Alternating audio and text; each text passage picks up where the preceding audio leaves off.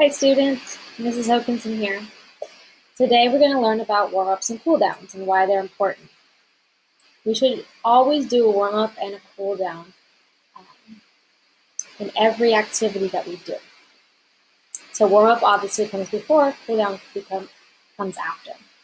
I have a little funny Snoopy cartoon to start us off. You can read that. Okay, so warm-ups are really important because they affect your performance on the field or on the court or on the playground. So warming up your muscles and getting your muscles and your tendons ready for work are really important. The benefits of warming up, basically why we warm up and why it's effective, is warm-ups are going to increase our heart rate, okay? And it's going to increase our respiratory rate, which means the rate at which we breathe in and out. It's also going to increase your muscle temperature. So the muscles are going to get nice and warm as you warm them up. We are also going to boost the amount of blood and oxygen delivered to your muscles. The blood is going to run faster in the body, and the oxygen in the blood is going to be able to be delivered easier to the muscles. And overall, it prepares your body for a workout. You can notice when you're working out and warming up that when you start to warm up, your heart beats faster, that's your heart rate, and you start to get warm, right? You start to sweat.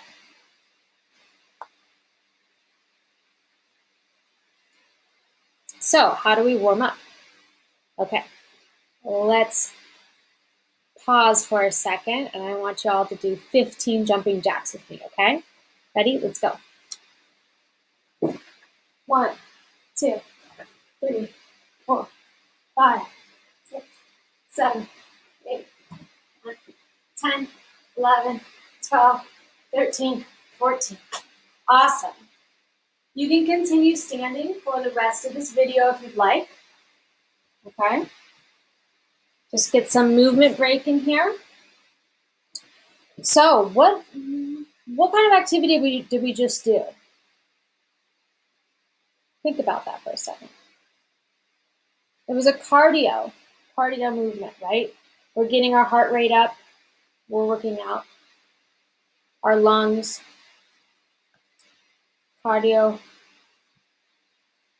respiratory movement. So we want to start our warm-ups with cardio movement.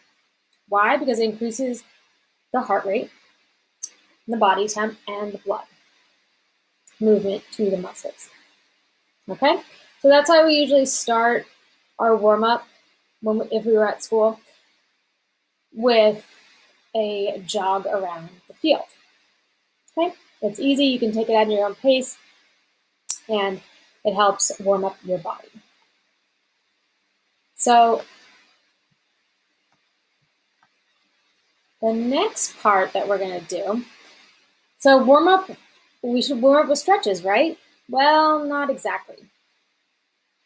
We want to warm up with a certain type of stretch because we don't want to stretch cold muscles because they're more prone to injury because they're already contracted and tight.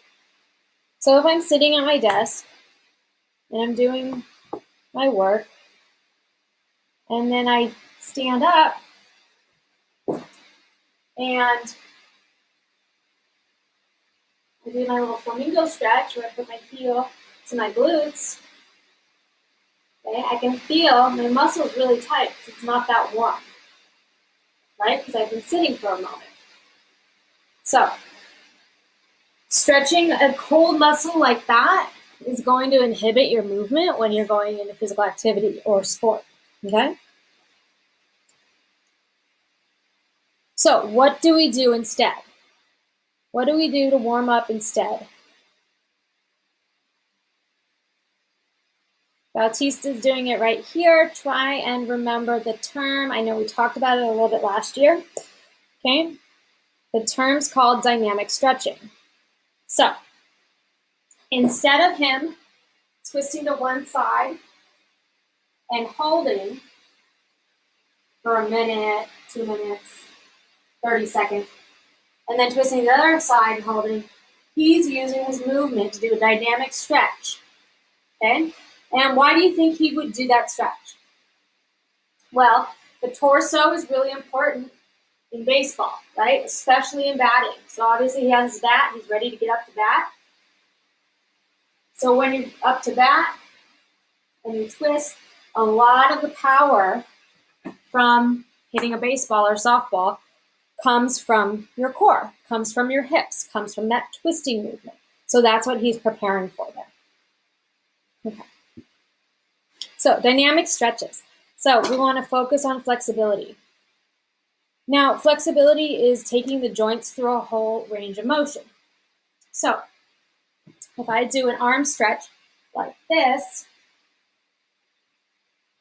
that's a static stretch, right? I'm going to hold it. Okay. If I was warming up and I wanted to do a dynamic arm stretch that worked similar muscles in my shoulder, then I could do something like an arm circle, right? Forward and backwards. And I can feel my joint, my shoulder joint, the ball and socket joint. It's rotating through its full range of motion. Try it with me. Let's do some arm circles. Everyone stand up. I'll do 10 forward. Ready? 8, 7, 6, 5, 4, 3, 2, 1, and back. Now, your arm circles might look different than mine, okay? You might have more flexibility in your shoulder joint than I do. You might have less, and that's okay. We're all built a little different. 2, and 1. Awesome.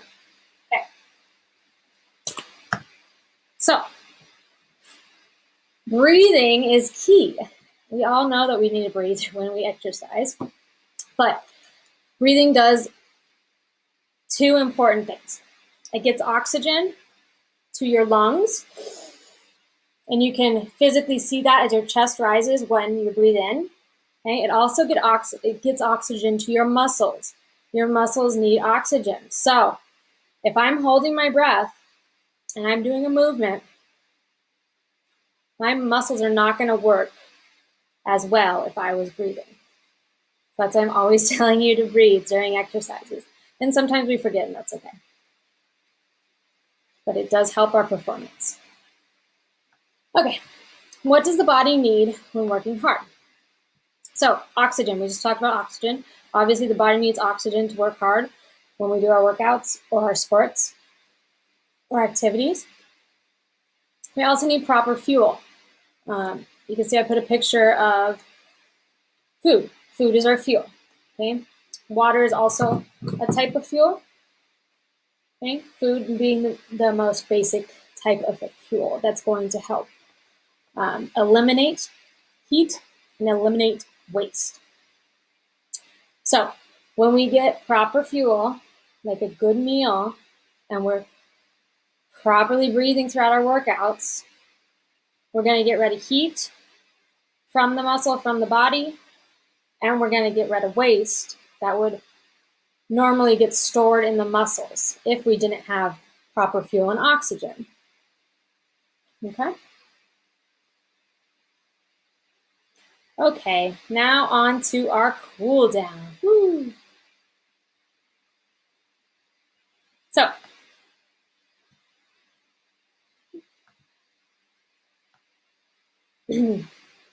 some benefits of the cool down are to slow your heart rate down, slow your breathing down. Okay, we're bringing our body temperature back to a more normal state. Also reducing the chance of feeling dizzy or lightheaded. I don't know if you've ever felt that before after a workout or after doing something for a long time and you get up really fast and you feel lightheaded. So we don't want that to happen because we don't want anyone fainting. If you've ever seen someone faint at a activity or sports event, it could have been because they they didn't do a proper cool down after a certain movement. Cool down is also a really great time to relax and to feel the benefits of your workout. And give yourself kudos and give your teammates or your classmates some kudos. You know, it feels so good to have finished your activity, your workout, your sports practice, whatever it may be. And to take that time to really appreciate what you just did, all the hard work you put in, and the people around you, all the hard work they put in. And really just feel how your body's getting stronger day by day. Okay? So now is the time in the cool down for static stretching. So we're going to stand up. We're going to do a little bit of static stretching. So we're going to start with my favorite, the flamingo. Hold the top of the toe. You can have your arm out or on your hip. Okay, we're going to hold it for 30 seconds.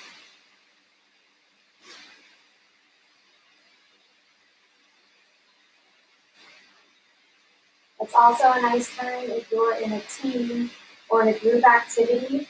You guys can count together during the cool down. And that's kind of a bonding time. I know some teams will sing songs. Ready, switch.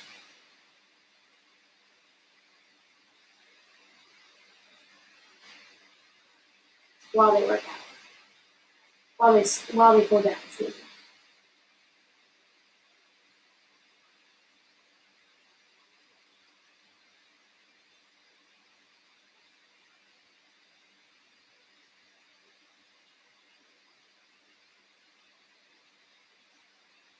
Okay, right leg over left leg.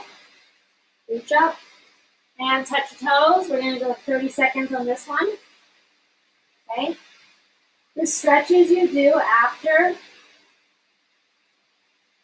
a workout or a sports game should be related to what you just did. Okay. You can see these two stretches that we're doing now is, go ahead and switch legs. They are leg dominant, okay? That's probably because I'm a runner, and these are stretches that I do often because I am using my legs often in the activity I enjoy.